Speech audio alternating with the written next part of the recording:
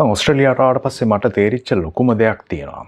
අපේ මිනිස්සු ගොඩාක් අපේ මිනිස්සු ටැලන්ටඩ්. ලංකාවේ මිනිස්සු ගොඩාක් ටැලන්ටඩ්. ගොඩාක් දේවල් දන්නවා. හරිම ඉනෝවේටිව්. හැබැයි අපි රටක් හැටියට තාම දියුණු වෙලා නැත්තේ ඇයි ඔස්ට්‍රේලියාව වගේ? ඒකට හේතුව තමයි මම මේ වීඩියෝ එකෙන් කියන්නේ. අපිට ජීවිතේ කැරියර් එකෙන් හරි এডুকেෂන් වලින් හරි ඕනම දෙයකින් ඉස්සරහට යන්න වැදගත් මොකද්ද? මොටිවේෂන් එකද නැත්නම් ඩිසිප්ලින් එකද? මම ඔයාලට කිව්වොත් මොටිවේෂන් එකෙන් වැඩක් නැහැ, ඩිසිප්ලින් එක තමයි ඕනේ කියලා. ඔයා පිළිගන්නවද? මම එක්සැම්පල් එකක් කියන්නම්. ඔයාලට මොටිවේෂන් එක තියෙනවා අද. හැබැයි හෙට වැස්ස දවසක්. වැස්ස දවසේ ඔයාලට මොටිවේෂන් එකක් නැහැ. ඔයාලට ගෙදරටලා නිදාගෙන ඉන්න හිතෙන්නේ.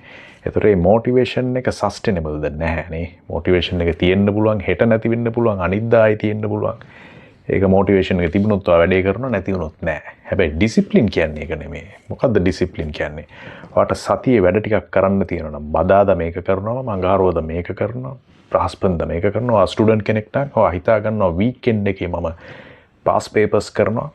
වීකෙන්ඩ් එකේ මම මේ සබ්ජෙක්ට්ස් ටික ස්ටඩි කරන්න තියෙන්නේ, සැටර්ඩේ මේ ටයිම් ටේබල් එක මට තියෙන්නේ, සන්ඩේ මේ ටයිම් ටේබල් එක තියෙන්නේ කියලා ඩිසිප්ලින් එකක් හදාගත්තොත් ලෝකේ පෙරළුණත් ඔයා ඒක කරන්න ඕනේ.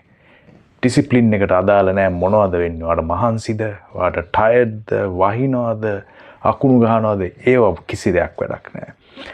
Discipline is what's embedded into your system. You must do that. Whether you are tired or whatever it is, you must do that. There's no choice. කිසිම ඔප්ෂන් එකක් වාට නැහැ. ඔය එක කළ යුතුයි. ඉතින් ඔය ඩිසිප්ලින් එක ඔයාගේ ජීවිතයට දාගත්තොත් ඔයාට සක්සීඩ් වෙන්න පුළුවන්. ඉතින් මේ ඩිසිප්ලින් එක තමයි අපේ ලංකාවේ මිනිස්සුන්ට ගොඩක් අඩු. ඔයා ලංකාවේ පොලිමකට ගියත් ඩිසිප්ලින් එකක් නැහැ. පොලිම පැනලා ඉස්සරහට යන්න හදන්නේ. තමන්ගේ ලයිෆ් එකේ වුණත් අපිට ගොඩාක් වෙලාවට අපිට ඩිසිප්ලින් කියන එක මදිනේ. එදා උදේ නැගිට වෙලේ ඉඳන් හවස වෙනකන් කරන්න ඕන වැඩ ටික හරි ඩිසිප්ලින් එකකට, ටයිම් ටේබල් එකකට කරන්න අපිට හැකියාවක් නැහැ. අපි ලොකු දේවල් කරන්න බලාපොරොත්තු වෙන හැබැයි අපි පොඩි දේ කරන්නේ නැහැ. උදේ නැගිටලා වොෂ් එකක් දාගත්තු තැනේ ඉඳන් දවසේ කළ යුතු පොඩි වැඩ ටික ඩිසිප්ලින් එකකට කරන එක අපිට ඇඟේ නැහැ. ඒකයි මේ රටවල් දෙකේ වෙනස. ඔස්ට්‍රේලියාව දියුණු වෙන්න හේතුව ඒකයි. මේ මිනිස්සු ලොකු දේවල් අපි වගේ කරන්නේ නැහැ. හැබැයි ඒගොල්ලෝ පොඩි ඩිසිප්ලින් එකක් ඒගොල්ලන්ගේ ලයිෆ් එකේ තියෙනවා.